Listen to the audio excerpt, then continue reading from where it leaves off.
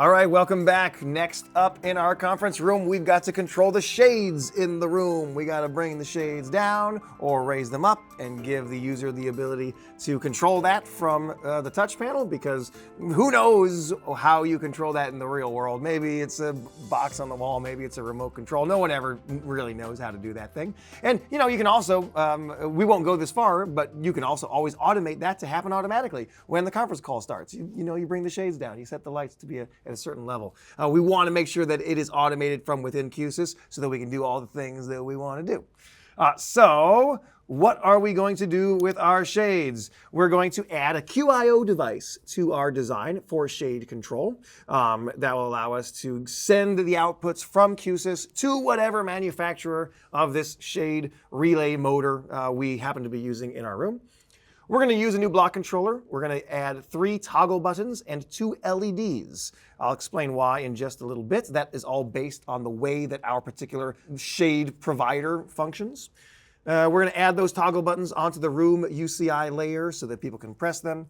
We'll be using the LEDs to drive the relays. So we're separating the user button from the LEDs that are actually driving the device. And we're also going to provide some useful feedback onto the UCI. So rather than just give them buttons up and down, we're going to give them a little text field that reports what the shades are currently doing, kind of like what we did with the power button. Give them something to read so they know what's going on.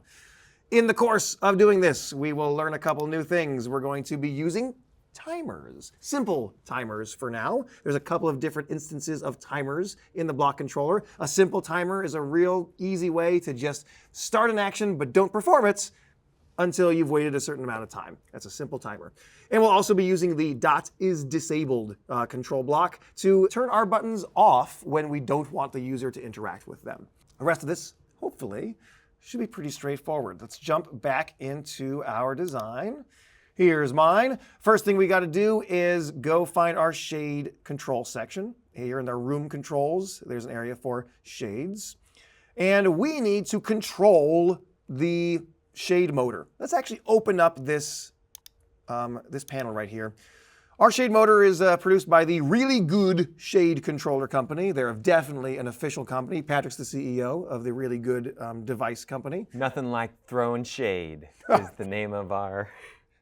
That's our motto. That's your motto. I'm actually, I'm going to try to see as many shade puns in this video as I can. I think you found the only one. So if you get to 2, I'm going to be happy for you. You just wait. All right. The motor will continue to run until it hits the set point, even after the relays are released. So if you keep the relay on, then it'll go until you have determined this is the top and that's the bottom. To raise it, you latch relay 1 for 2 seconds. To lower it, you latch relay 2 for 2 seconds. To stop, you latch relay 1 and 2 for 2 seconds. So this is representative of a potentially common way that a manufacturer might want to be controlled.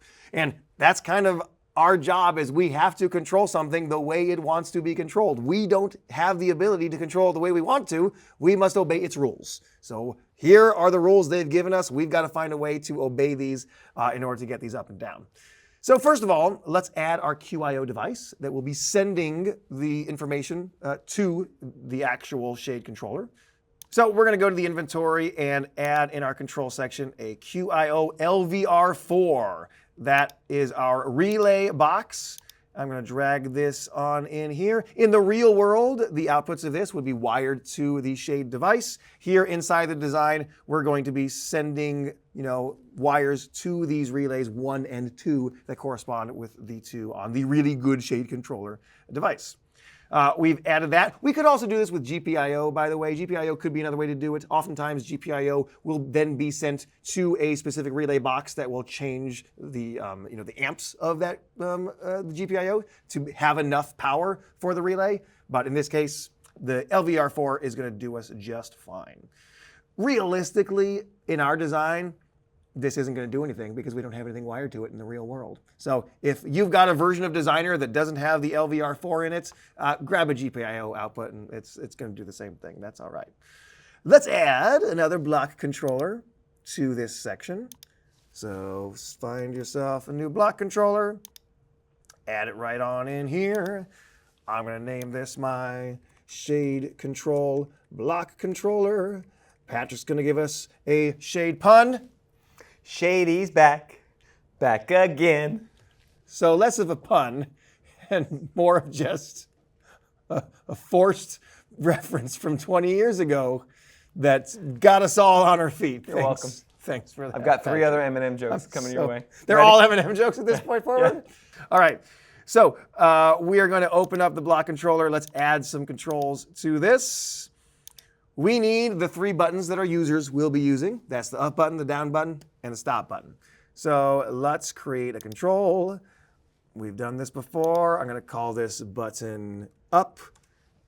Now this will indeed be a toggle button, so that can stay there. I'll add another button that is button down. That's also a toggle button. Make a third one called button stop. Perfect. We're going to add the LEDs. In this case, the LEDs aren't going to be receiving information, but they'll be sending information. But they are still just an LED that we want to be able to turn on or off. So I will add one that's called relay up, or relay 1 could be appropriate because the way that they phrased it up here, relay 1, but I'm going to use relay up to make it more obvious within the script. And that will be an indicator as an LED with an output pin. And we'll do another one called relay down. That will also be an indicator, LED output pin. Last but not least, we want that textual feedback on our UCI. So let's add one. We'll call this our UCI feedback. And its category is actually going to be an indicator as well. And it will be a type of text. Now you may wonder, why did I go indicator and not text when I said this is going to be text feedback? Well, an indicator is not interactive. I don't want anyone on the UCI to be able to tap onto this text field and type something in and change it. I only want it to display whatever string I have provided for it. So that is only going to indicate its string and not be editable the way a text field would be editable. That is our indicator text, and we don't need any control outputs for that. We're going to wire all this. We could wire it straight to our relay out, but for the sake of the class, we're going to feed through the emulator. So our relay down, we've got a signal tag for you that is called relay down to emulator. I want that one. Relay up is going to be relay up to emulator. And then those will come back from the emulator into our relays. So again, you can see them right down here. If you look down here, they are entering as our relay number 4 here, coming out over here. So I'm going to send, this is relay up from emulator, and relay 2 is relay down from emulator. Make sure you get the right ones there. We colored them a little bit differently, so the green ones are going into the emulator, the blue ones are coming out of the emulator. Don't click on the wrong one as you are completing those connections. Let's also then add these controls to the UCI while we're here. So I'm going to grab my button up and my button down and my button stop. You'll notice I'm being really, really careful to make sure that I'm putting the stop in the middle of them. Right now they have no icons of any kind. I don't want to lose track of which these buttons are which. The top one means up, the bottom one means down. I drag the stop into the middle. Don't get that one wrong, or else when you put them on your UCI, if you put them on the UCI in the same order they are here, then you'll have stop at the bottom, and if you think that one's down, then it's not going to do the thing you want it to do. So just be real careful. I'm putting my stop in the middle, and also grabbing that UCI feedback control. And I'm going to take all of these, and I'll just cut them from here. Go to my class UCI. We're going to add these onto the room controls page. And I'm going to put them over here on the left. Let's make them a little bit bigger. Returning to the same mentality we did earlier, I'm going to make all my buttons have a consistent size. So we'll make these 100 by 100. And let's get them well oriented.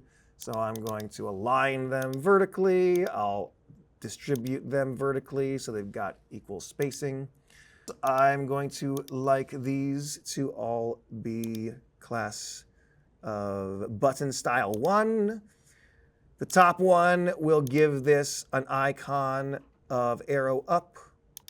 We'll give the bottom one an icon of arrow down.